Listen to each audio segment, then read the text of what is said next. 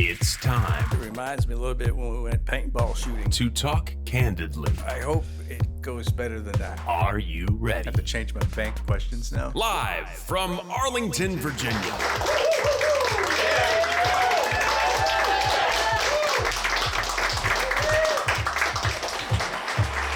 Ladies and gentlemen, boys and girls, dogs, babies, and great big Bengal tigers, welcome to Candidly, a Blackstone Federal podcast. I'm your host, Patrick Elder, and with me, as always, on the ones and twos, making it happen is Nick Hansen. And introducing, for the first time, welcome to Candidly, Madison Wilkins on the board, making the sounds.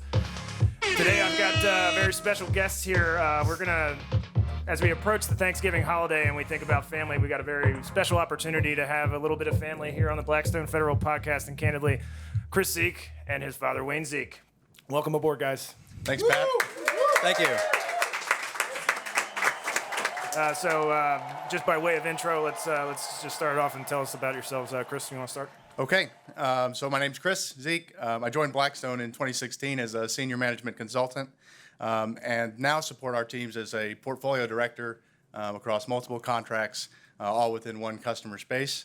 As this company has grown, I've been fortunate enough to grow with it and to be challenged and supported by my teams, federal leadership, and then also, very importantly, through a lot of telebeers, through conversations with my dad to help me succeed in that role. So I think this is a great opportunity to talk about some of those life lessons. Excellent, and that segs right into the use, Wayne. So, Well, thank you. It's a great opportunity to be here. This is my first podcast. Chris, it reminds me a little bit when we went paintball shooting. And you shot me, and you made my friend that had been serving in Nam had some flashbacks. So I hope it goes better than that. I've been blessed with a great career with IBM Global Services from the onset. Started in 1982, joining IBM Federal Systems Division in Gaithersburg, Maryland. I've had a multiple set of opportunities that span marketing, design, development, implementation, and operation around large systems integration. And the first contract that I worked on in 1982 was a very highly classified, top secret program. You probably heard of it. It's called GPS.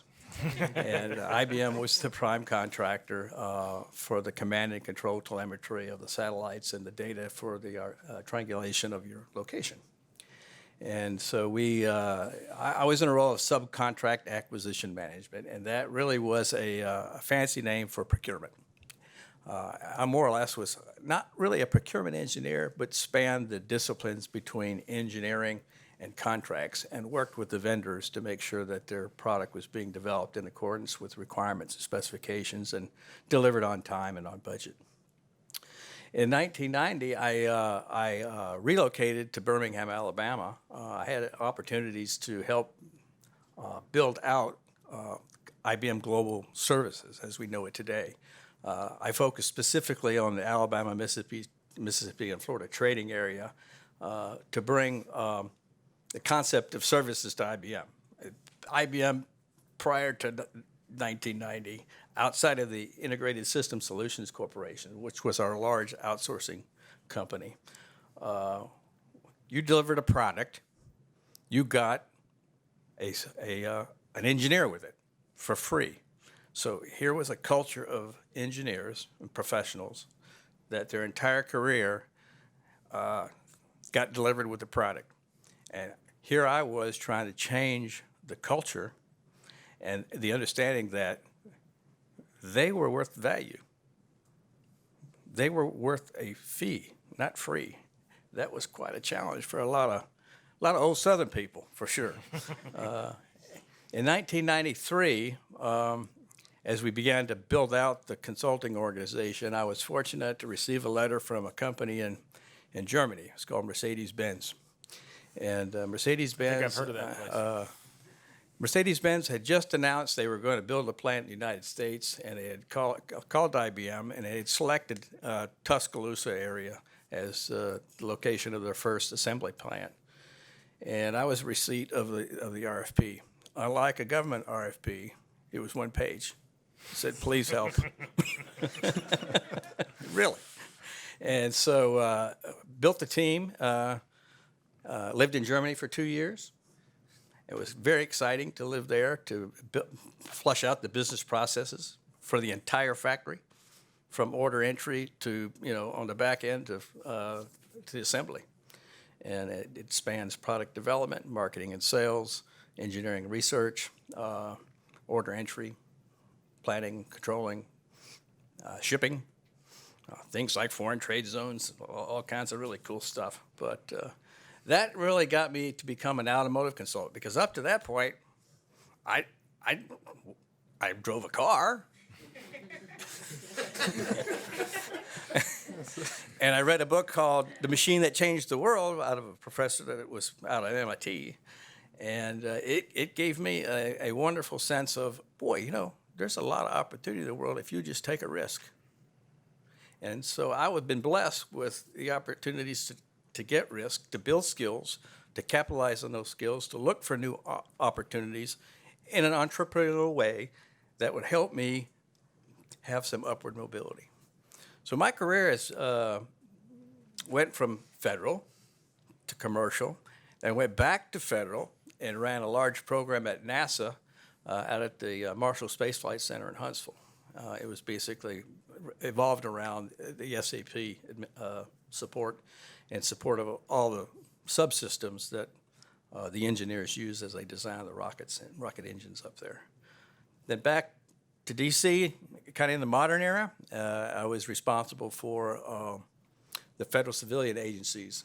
That would include things like NIH, NOAA, Postal, IRS, in a delivery capacity, and to make sure that our delivery teams were organized, delivering, and making happy customers, because that's what it's all about.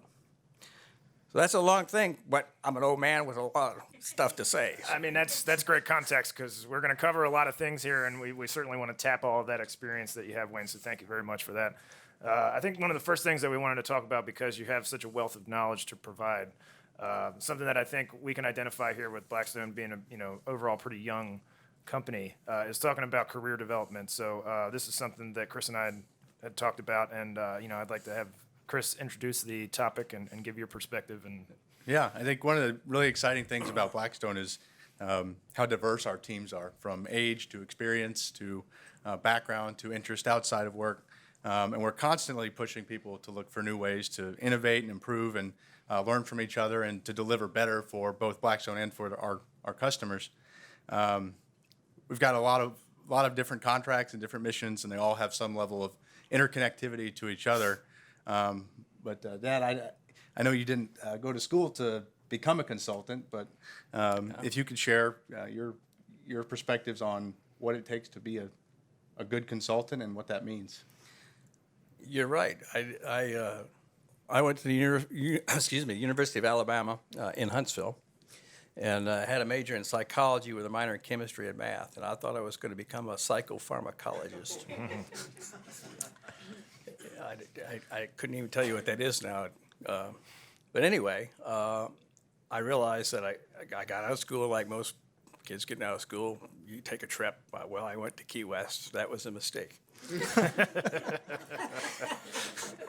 But I missed applying for the GRE and getting into grad school. is this something we can pull the thread on the After Hours podcast? We probably could.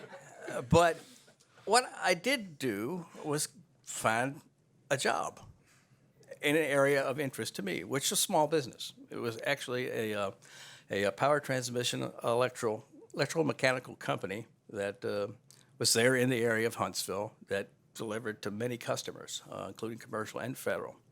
And I got to learn some federal jargon like FAR, things like that, proposals, and that helped me get into IBM. Honestly, they were looking in the procurement organization for an experienced individual that could understand the FAR and write proposals, write statements of work. And I had done that on a mini scale, nothing as complex as you see in federal. But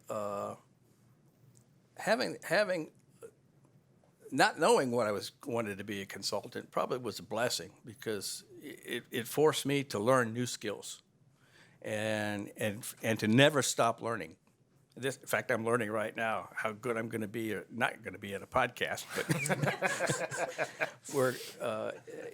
it's interesting, Chris. It's an interesting question. Based on your experience and talking about how you started in one place and ended up something really different than where you started and what you thought you might be, were there any kind of life lessons, like you talked about learning and constantly learning? Were there other things that you picked up on, in that process of continually learning in your career that you think was, something we can build I think professionally growing and improving your soft skills. That, to me, to be a successful consultant, the soft skills are as much or more important than the hard skills. You were hired as a consultant because you had a specific set of skills. It's good to learn, grow those skills, maybe branch out and learn something a little bit more deeper into that technology, or spread your wings and go a little bit further. But growing those soft skills over your hard skills was a priority for me, becoming more extroverted, and quite frankly, finding a mentor either in the company or outside the company that can help you over a dinner, over a beer, give you some good pointers and some good lessons. And that was helpful for me. Chris, any thoughts from your career here at Blackstone that you can add on there? Or do you use Wayne as a mentor solely for that purpose, or do you get all kinds of advice? Yeah, we get all kinds of advice on a range of topics. Leave some of those off. I think a lot of times we have a frustrating day for whatever reason. Being able to pick up the phone and call somebody and talk to them about, hey, you've been through this. What have you heard? Even earlier on, outside of talking with Dad, him pointing me to other people in the industry and profession and saying, hey, this is a guy who you should talk to. He's been through exactly that. Talk to that person. They're going to have better insight. And just watching how important those connections can become for learning is really valuable to me. So. And I heard Wayne talk about the soft skills, and I feel like that's something you're particularly polished at a young age. Is that something that you felt like it was instilled early that you wanted to work on, or was that just a personality trait? It's been a bit of a struggle, actually. So if I look back at even the 10 years that I've been doing this, being extroverted and being comfortable advocating for myself and teams has been a thing that I've had to work on. Being able to take the reins, to communicate clearly about what your team needs, what you need, where you want your career to go. For a while, I was kind of in project roulette, where whatever the boss said, that was the project I was going to do, and I didn't have the foresight to think, hey, I should take more ownership of where I am. And I think that's one big difference for me here at Blackstone is I've been given those opportunities to direct my own trajectory. That's awesome. I think any thoughts from either side, advice that you would have for someone that perhaps recognizes that soft skills is something they want to improve upon. Are there exercises? Are there certain things that you keep in mind when you try to improve that or polish that, continue to do that kind of thing? I think one of the things that I learned early on was to be what I call a chameleon communicator, and by that I mean to adjust your speaking and your gestures to the person that you're talking to. That if you're talking to a line worker, you'll use a certain sense of speech and behavior with a line worker as compared when you're talking to perhaps an assembly manager or a CEO. So the ability to moving up and down the hierarchy of communication and exuberant confidence in all those discussions is important. You asked me what does it take to be a good consultant, and I think you have to, as a consultant, portray the values and the policies first and foremost of your company as a professional. You're committed to the company, and then you need to be highly committed and solely focused on one thing. And we all know what that is. That's the customer. focusing on that customer. And if you don't like helping customers succeed, you're in the wrong business. And you need to be able to think on your feet, take risk, and absorb positive and negative feedback along the way from your client as well as from your peers. Listening is so important in the business of consulting, more so than actually speaking. And when you're out there looking for opportunities to succeed and excel, listening for the breakdowns that you would see or hear physically in the organization or in conversations or in a business process, and being able to pinpoint those and have a frank discussion with the performer in that link of process is so important. And again, where that link is will drive your chameleon communications. I really like that. I mean, I think, in the work that we're in, the space that we are, taking care of the customer is so very important, something that I think at times can be lost because, as a company, there's certain messaging and goals that we're trying to accomplish that you're getting some stuff from your customer, you're getting stuff personally, you're trying to put all this stuff together. How do you prioritize it? How do you make it all mesh together? Chris, any thoughts on how you try to do that in your day-to-day? Well, it's you said constant shift. Yeah. I don't think it's all that different. Within our group, the particular teams that I'm supporting, there are so many interconnections in the mission that the customers have, and I would say the number one challenge that we face as a team is communications, with each other, and that's just due to the nature of the business and how quick the government wants us to move, and how quick requirements change and how dispersed we are. We have distributed teams. They're not always on the same cadence and schedule. And so working to overcome those challenges is pretty important. So. Yeah, that's a great point. I think, we talked about a lot of the theme that we've talked about so far is really communications and relationships. And, I think because we are distributed, because of the way that we do work now, because there's so much that we can do that we don't have to actually be sitting in the same place. Things are different, but still the same, and that communication is important. Wayne, in your experience, when you were working with different kinds of people, from assembly line workers to CEOs, you talk about that communication and making it work. What are the things that you saw throughout your career that were always the same? I talked earlier about when I relocated to Alabama. I had the opportunity to participate in a very deep educational experience headed up by Dr. Fernando Flores. He was part of a company, or owned a company, called Business Design Associates. And he was, I think he passed away, the father of what we call the basic action workflow. And it's all about communications in developing around speech acts. Speech acts are requests, offers, assessments, assertions, declarations. Each one of those has specific meanings and produces a different set of listening in the listener and action coming out of that speech act. Having gone through that education and understanding the distinction between those speech acts and putting that in context of a conversation and the communication and the action that you want to come out of that conversation was enlightening to me. If you ever get the opportunity, you can buy his book. I think his wife has published it. It's on Amazon. You can get it there. It's called, I think I wrote it down, and I'd be happy to share it to you. It's The Other Side of Speaking. Basic elements of building commitments on the other side of speaking. Because the best part of speaking is listening, quite frankly. Yeah. I think that's another thing we often hear about is getting your message out there, and we talk less about the thing that is getting the message from somebody else and internalizing that and being able to reproduce something that's usable. The hardest part for me and going through this whole process was becoming more extroverted, and learning to check my ego at the door, because your ego, be it big or small, and we all have one. Some of us may not know where it is, but we do have one.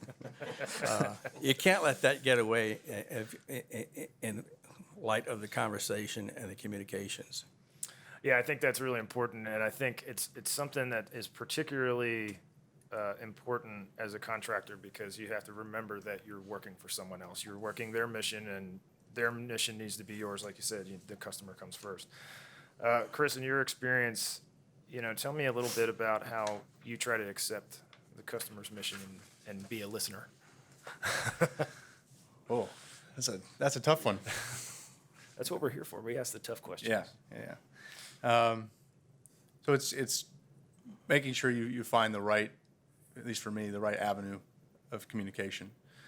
Some of our customers prefer early mornings. Some of them prefer late at night.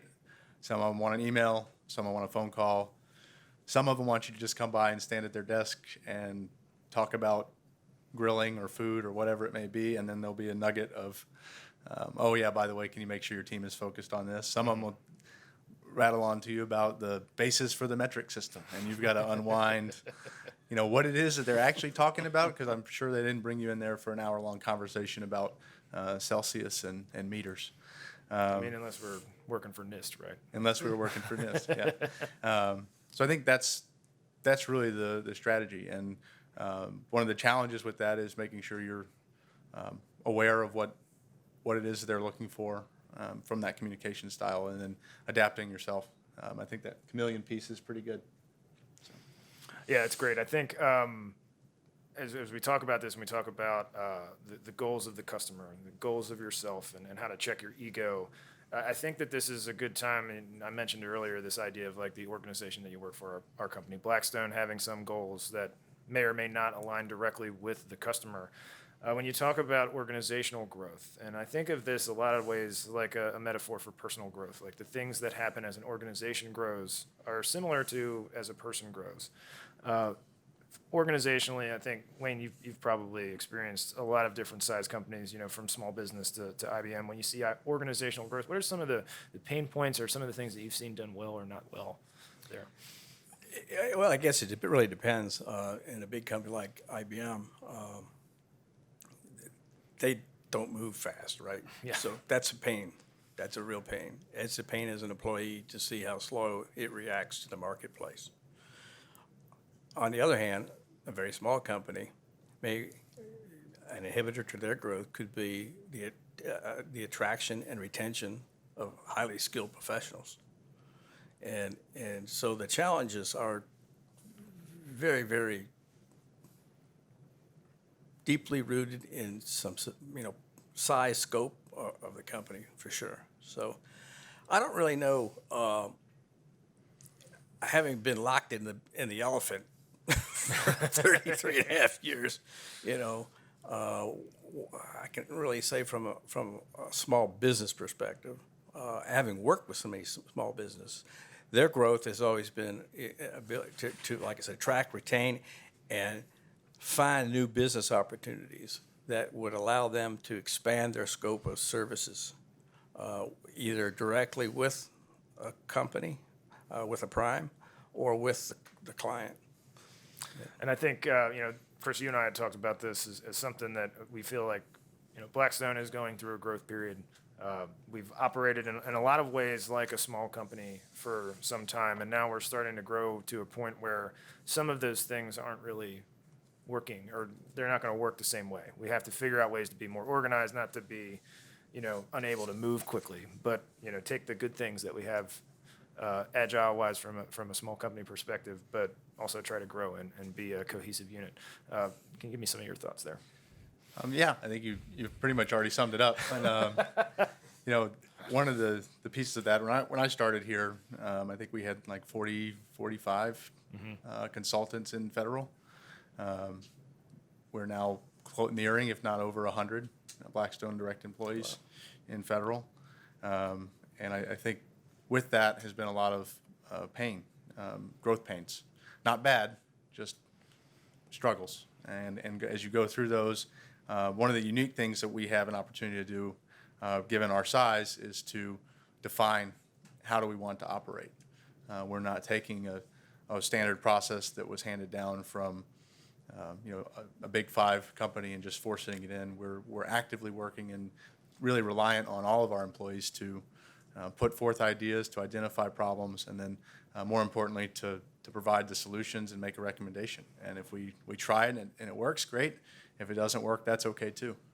Are there any particular pain points that come to mind for you when you think about this? And you talked about some of the processes there. Yeah, I mean, there's always the internal operations, right? Keeping pace with staffing demands and making sure people know where they're supposed to go on the first day. Those are all kind of mechanical but critical to your operations. Probably the other challenge is establishing a team that has a unified vision, and by that I mean big team, Team Blackstone. Do we have that commonality of vision and purpose so that we act with our customers and with each other with the right urgency and focus? Right. I mean, I think that strikes right at what we've been talking about, is striking that balance between the goals of the unit of Blackstone versus the client side, which, of course, if we have more than one contract, those missions could be, disparate on their own. Wayne, in your experience, working for these various companies and contracts within IBM, how do you balance that? How do you try to figure out a way to work across different missions if that comes up and have a cohesive thought? It's a challenge.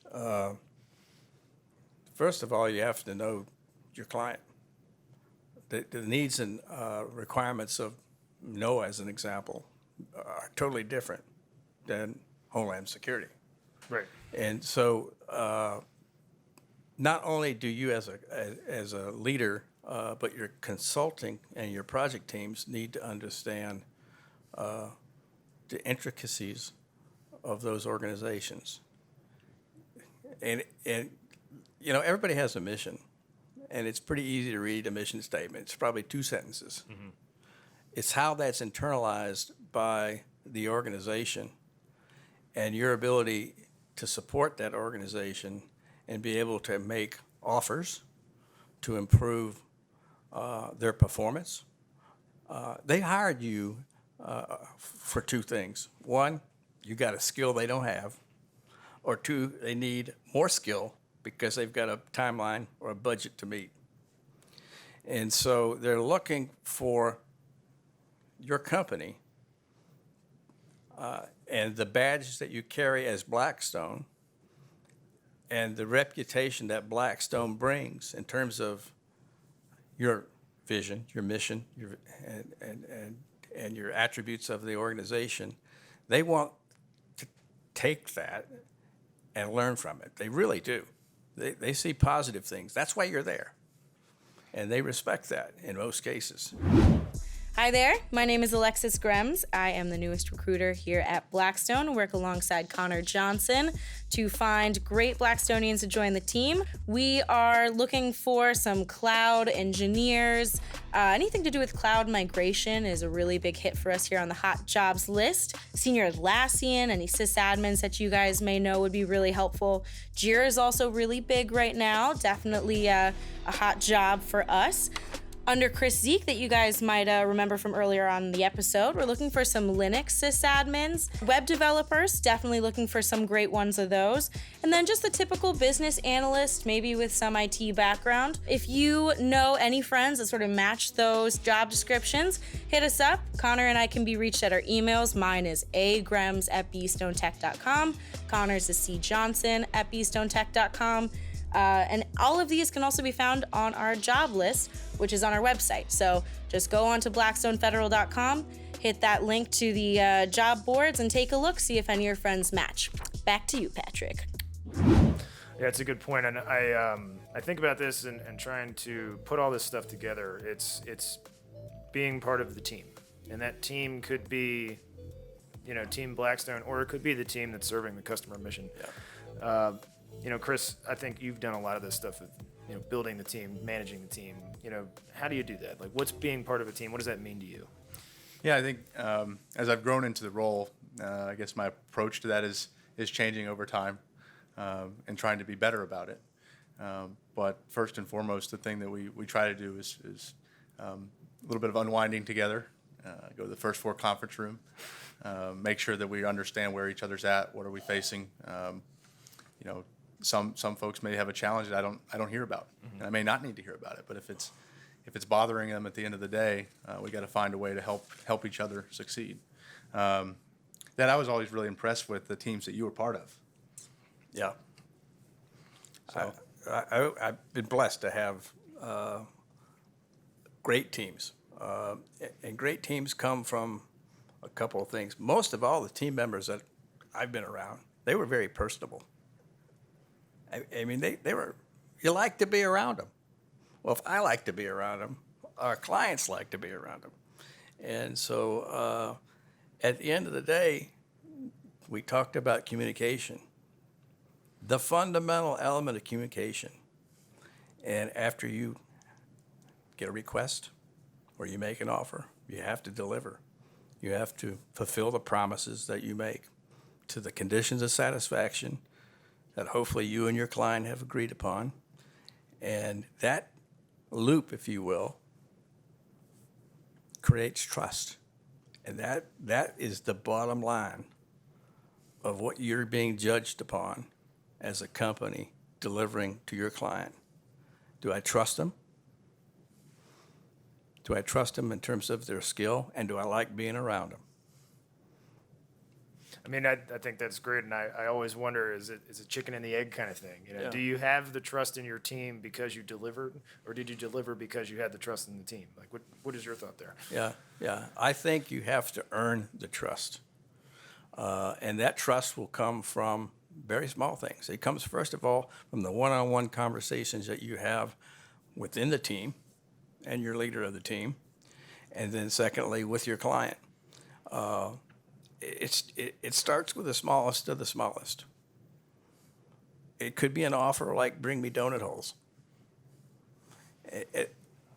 Madison built, I got a lot of trust in whoever bought the donut holes. That's Nick. He delivered. That's the start of a relationship. And that relationship grows over time with bigger, stronger, more empathetic type offers. Perhaps an entire donut. Perhaps. Chris, similar question for you. You know, what do you feel like? Is it a chicken and the egg type of thing for you? Do you feel like it's galvanized by delivering, or? that's always been my default, is to do the delivery first and focus on that. And I think that's probably been the wrong approach, honestly. So you need to start with the people and then go from there. Yeah. That's great. I mean, I always struggle with this, and I love to ask this question because I feel like, you know, I've been blessed to be a part of teams that were successful, and you know, there was a strong team element there. We cared about the people that were there as much as we did about the mission and what we were trying to do, and even had cases where the project did not work out, but the people that were there, you know, I still consider friends to this day, even though we don't work together. So you know, I do wonder if it's always a delivery thing. You know, if it's something that you have pride in as a team, sometimes that is delivering in another way. So I wanted to also build on this idea of building trust. And something that's very important here at Blackstone Federal is this idea of innovation, and something that we want to make sure that we're always bringing to the table, the extra, you know. And I feel like building that trust within the team and also with our clients helps us pitch these ideas as innovation and do these things that may be slightly outside of the scope that may be in a hard SOW, but we bring something different to the table. Wayne, in your experience, you know, were there any cases where there were something like that where you did something extra that the team or the trust that you built with a particular, maybe a team or a client, that allowed you to do some innovating? Yeah, I give it one example that we had with Mercedes-Benz down in Tuscaloosa. We brought a wealth of knowledge out of Detroit and across the country and the world to help to build this plant. And Mercedes-Benz was looking to build a new product in a new place with new processes, with new people. So it was totally a greenfield. And the innovation that came was from a client's perspective was adaptation of bits and pieces of the Toyota production system, which Deming is pretty famous for. From our perspective, to implement some of those production systems, some of the technology was the inhibitor. Oh, really? Quite frankly, there wasn't an MRP system out there that was fast enough to explode a bill and configure an order, explode a bill, and schedule and sequence the just-in-time delivery that we needed.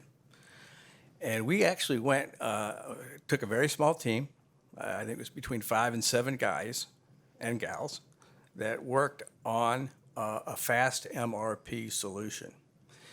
And it went through a lot of trial and error.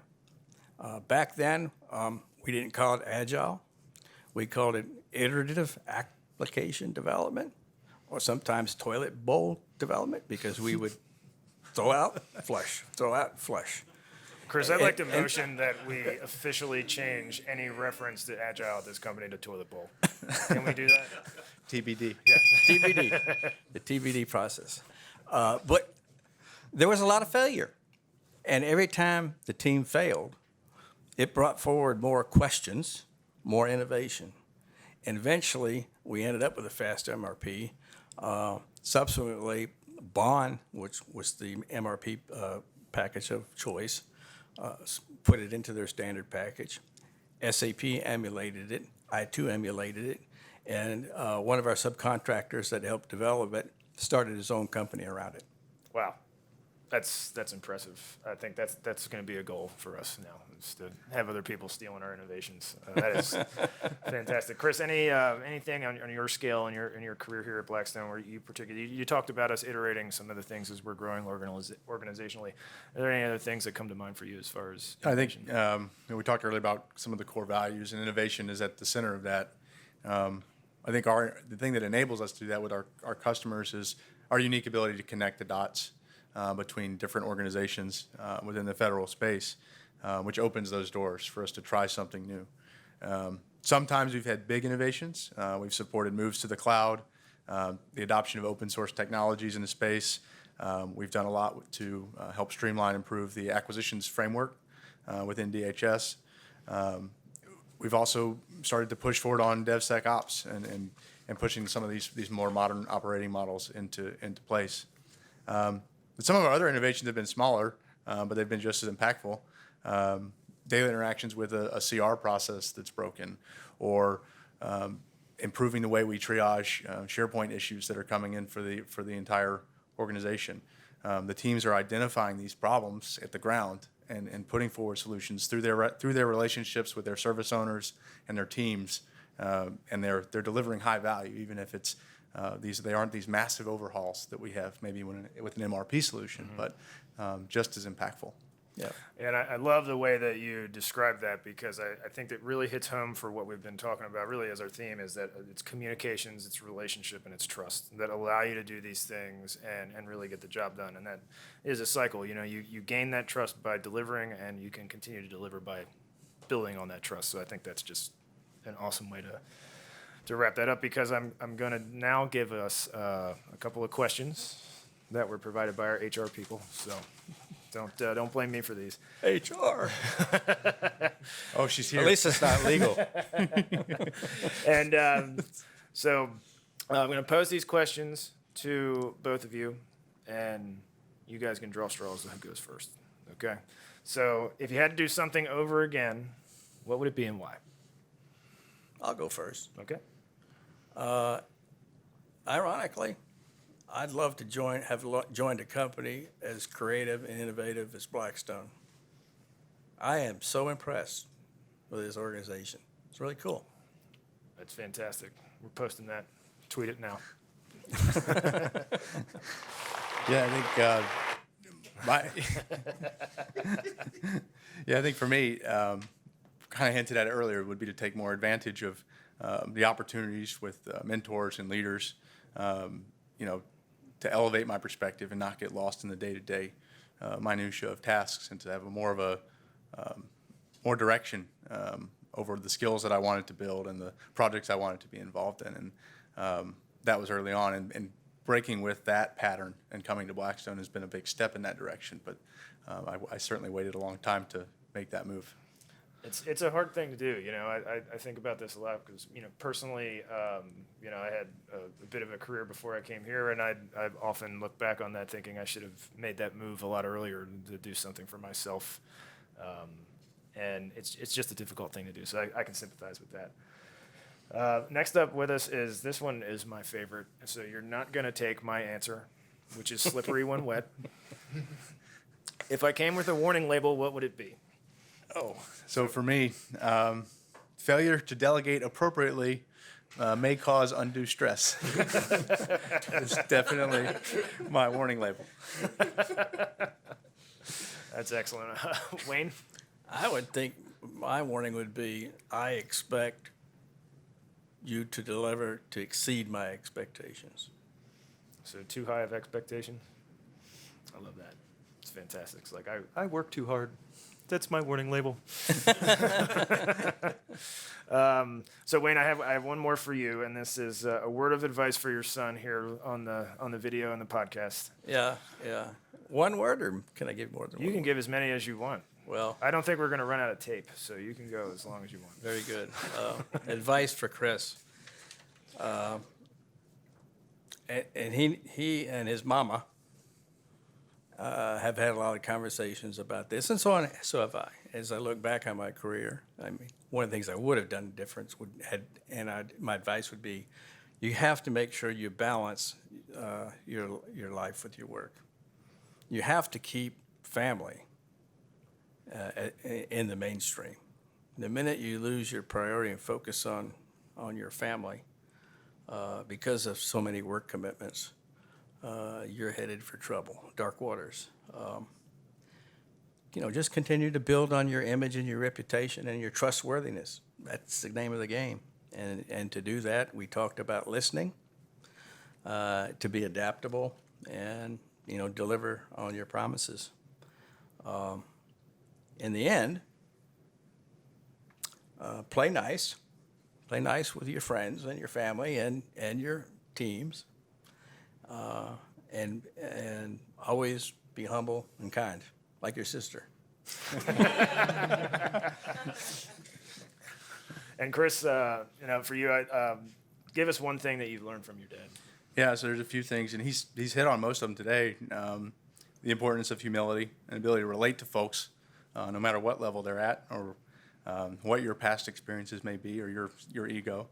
And then also commitment to teams. And we've talked a lot about work teams, but he's also got commitment to family and to community, and a lot of teams outside of the professional realm that the commitments never drop. Yeah. So. Awesome. Well, thank you guys. And now I think we wanted to get to the portion of the show where we're going to let some people from the audience ask some questions. So anybody out there got anything on your mind? Do we have a mic to hand out there like Donahue style? Fortunately, I did set that. Question for Wayne. So you talked a lot about having to constantly learn, constantly grow. And you've talked about having to have, or how beneficial it is to have a mentor to help you grow and learn. What are some other strategies that you've employed in trying to grow your knowledge base, your skill set for each of your clients? Yeah, I think, with the advent of the internet, and got to remember when I joined IBM in '82, there wasn't internet, but it wasn't really an internet. There was a thing called Profs, which was a VM-based system that you could actually, ping somebody. But today, there is so much wealth of information on the internet, self-help kind of things that I find very, very useful. I find it also being connected with a small men's group through my church. And it's not all about, discussions are not always about politics or religion. It's, a lot of these guys aren't retired.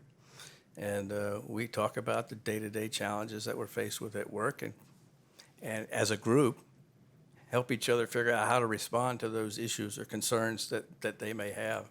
So support groups are a great way to continue to grow. Out of every one of those conversations, you'll be enriched. Chris, I know you have your dad as a mentor. Are there any other ways that you've found to seek out that kind of mentorship in different phases of life? And you talked about it's not just a professional thing, that you need to be able to grow and have those relationships. Yeah. So for me, actually, my men's group is a beer league hockey team called the Larrys. We play Tuesdays or Thursdays up in Rockville. Fans welcome. Fans are welcome. Admission is free. And similar to his discussion on the men's group, range of expertise, and the only thing we have in common really at the end of the day is hockey, and then we've all got something to do outside of work, and that's been a really good source of mentorship. Awesome. So I have two questions. The first is, I'll ask the second one, but you can tell me that later. But I really am looking forward to an embarrassing childhood story from our own Chris Seek. So please circle back to that. But I would be curious to hear a little bit more about a couple pieces of advice that I don't think are necessarily conflicting, but might be perceived as such. So you advised that a good consultant should be extroverted, but simultaneously listen hard, and also always be serving the client. And I think in particularly the federal space, I see that kind of a more deferential attitude gets you further. So I'd be curious to hear more about how you kind of walk both those lines of being extremely extroverted, but also always. I think one of the things your client is looking for in these conversations is you to give you a different opinion.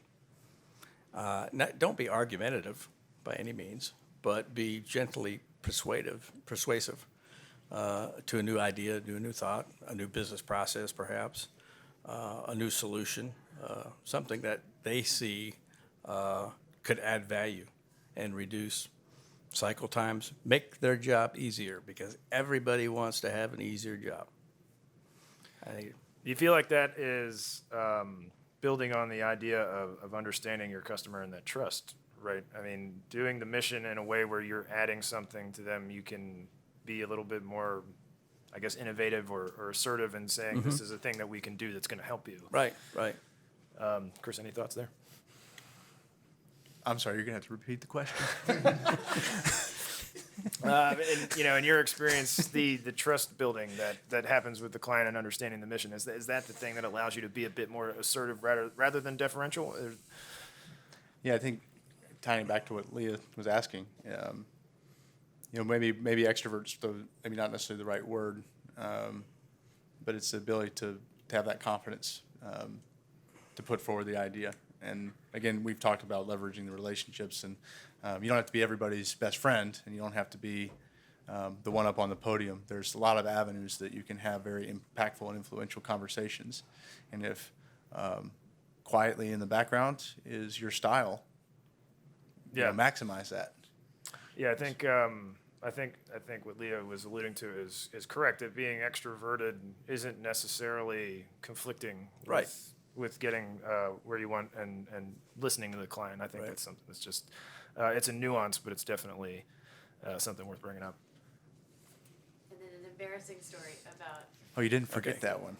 Let me give you one, like a little bit of a follow-on, and I thought you were going to bring this up, Chris. One of my good buddies that we hired at Mercedes came up with, and I think he had a lot of thinking to do, I guess, when he was in the service and after the Mercedes project, because it was like being in the service at times with the Germans, very autocratic and very direct, which is a good thing. So that reputation is a real thing. It's the real thing, especially of those Mercedes engineers. I said, Craig, why, how do you just deal with life? We were having a conversation like this, and he said, I can sum it up in 3 words. I said, what's that? He says, well, it's an acronym, PPH. He said, positive attitude, perspective, and humor. I said, explain that to me. I mean, I know what the words mean, but what's the inner relationship between these words? He said, if you ever feel like your positive attitude's dwindling or you've lost perspective, insert some humor and you'll get back on track real quick. So PPH with yourself and with your client does wonders. I wish I had known that when Chris was little, because his sister, you wait, 7 years older than your sister? Yeah, 7 years older. His sister. He was born in Silver Spring. She was born in Birmingham. Have to change my bank questions now. And one day he decided that we live in a 2-story house, and the stairs going up. He was hanging her over the banister, and that's not a good management style. To hang somebody over the banister and scare them to death. And on top of that, he intimidated her because he took all of her little stuffed animals and he tied them to the ceiling fan. So innovative from an early age. I see. Well, yeah, so there's promise here. And then one time we came home. Well, this is the last one. One time we had just finished off our basement. We had the pool table and the ping pong top that goes on it. And his friends come over and apparently had a little party in the basement, and they were shooting firecrackers. Remember that? Yeah. In the house. In the basement. Well, the fire marshal, I think, talked to him and made him aware of the challenges. But all in all, I'm very proud of him. He's turned out good. Thanks, Dad. Any other questions from the audience? All right, well, I want to thank you guys for doing this. This is fantastic. Thank you. No better way to open the holiday season with than a little bit of family, so I appreciate that. For those of you listening out there, our Blackstone Twitter handle is @BTGFederal. Hashtag us podcast. Send us a question. Tell us if you love it or hate it, or we'll take the question and we will debate it. I'm your host, Patrick Elder. This has been Candidly, a Blackstone Federal podcast.